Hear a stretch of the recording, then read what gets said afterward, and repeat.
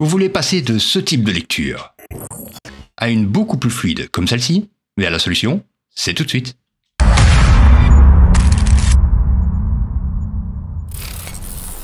Hello tout le monde et bienvenue aux nouveaux arrivants. Alors, vous l'avez sûrement déjà remarqué, mais quand vous mettez beaucoup d'effets sur un clip, votre lecture sera fortement ralentie, ce qui va compliquer votre montage. Et c'est à peu près pareil sur des textes. D'ailleurs, vous pouvez même retrouver ce problème avec des médias avec une haute résolution.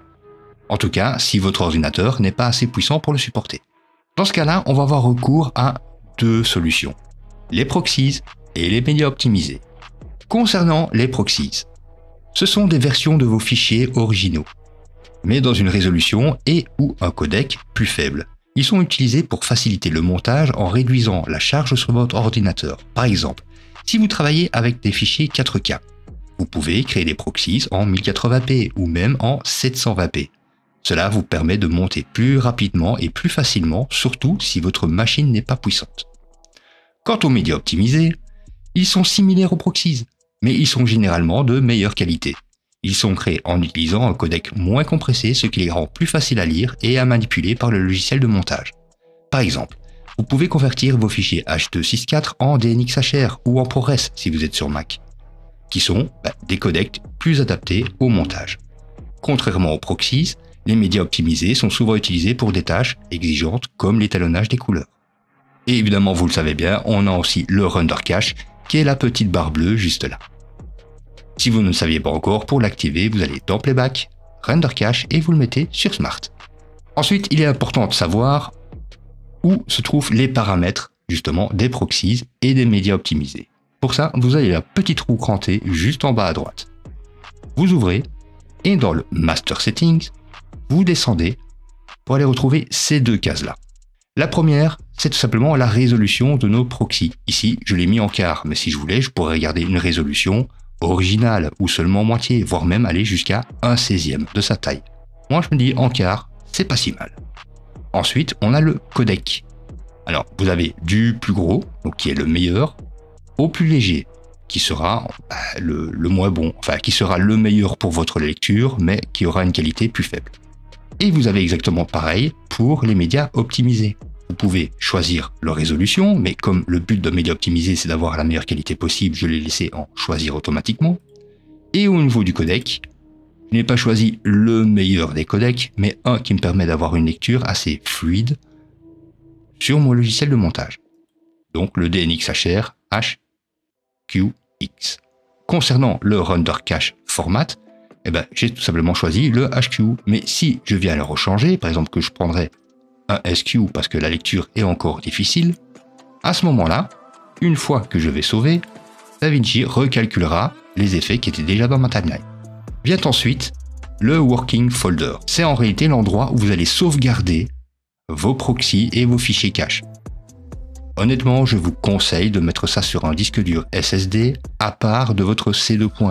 Votre C2, vous risquez un jour de le surcharger et de vous retrouver bloqué dans votre travail. Et ça, ce serait vraiment dommage. Alors mettez toutes les informations, si possible, sur un autre disque dur. Bon, ici, par exemple, c'est le F2. F2, qui est un SSD et qui contient un petit dossier que j'ai nommé Proxy. Et c'est là que je range les miens. Mais vous pouvez choisir aussi une autre option pour les ranger. Pour ça, vous allez dans DaVinci Resolve, Préférences, Partie Système, Media Storage, et là, vous avez une petite option qui est le Proxy Subfolder in Media File Locations. Si vous l'activez, vos proxys ne seront plus sauvegardés à l'endroit que vous avez désigné, mais se retrouveront directement à chaque fois que vous les aurez créés dans le dossier d'origine, celui à partir duquel vous avez mis tous vos médias dans DaVinci Resolve. Pour certaines personnes, ça peut être plus facile pour savoir directement où les retrouver et lorsque l'export est fini, que le client est content, vous attrapez votre dossier, vous supprimez tout et voilà, vous avez fait en même temps la place. Pour appliquer ces effets maintenant, ce n'est pas bien difficile. En ce qui concerne les médias optimisés, vous pouvez le faire directement à partir de votre timeline. Vous allez sur n'importe quel clip, vous faites un clic droit dessus et vous faites générer un média optimisé. Cela prendra quelques secondes et puis ensuite, vous pourrez continuer à travailler sans souci.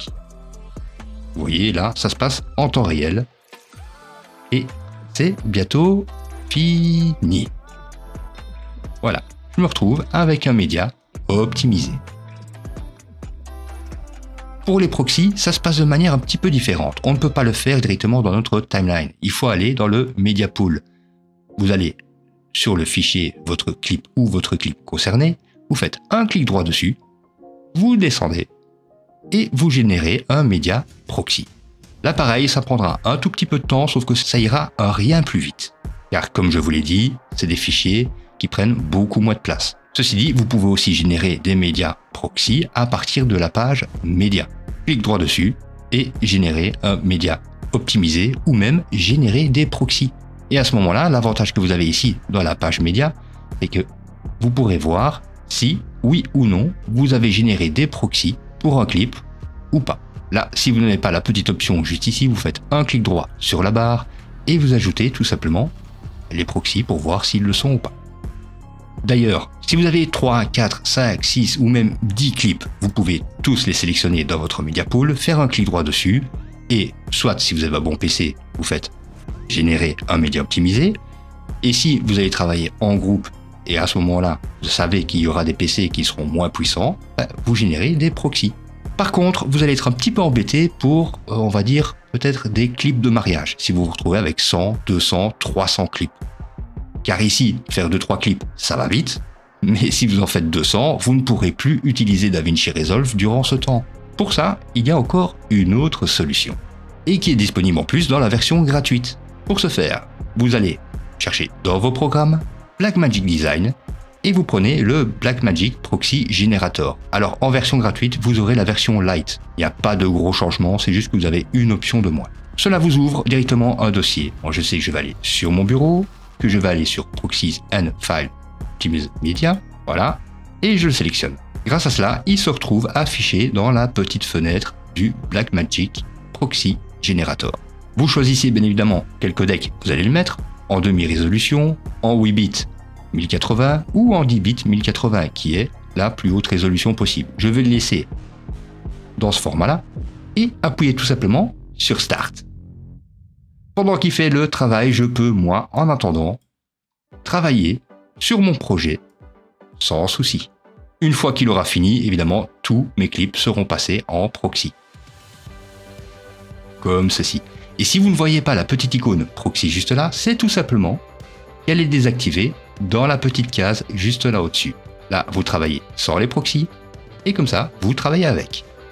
Au niveau de l'exportation, ne vous en faites pas, il vous suffit tout simplement d'aller dans la page Deliver et de délivrer votre projet. DaVinci Resolve sait très bien que ce n'est pas les proxys que vous allez exporter, que c'est votre vidéo. Par contre, si vous envoyez ça à un collègue, allez dans les paramètres avancés juste là, vous descendez un tout petit peu et vous sélectionnez les proxys pour dire à DaVinci Resolve d'exporter uniquement les médias proxy ou les médias optimisés. Et voilà, normalement vous savez tout concernant les proxys et les médias optimisés. Donc si vous avez appris quelque chose que vous ne saviez pas encore, n'hésitez pas à laisser un petit commentaire pour me dire bien évidemment quelle solution vous allez adopter, à vous abonner si ce n'était toujours pas fait, à laisser un petit pouce vers le haut, et si vous en avez les moyens, je possède un Ko-fi que vous pouvez bien évidemment retrouver le lien en description. Sur ce, je vous dis, portez-vous bien et à la prochaine. Ciao ciao.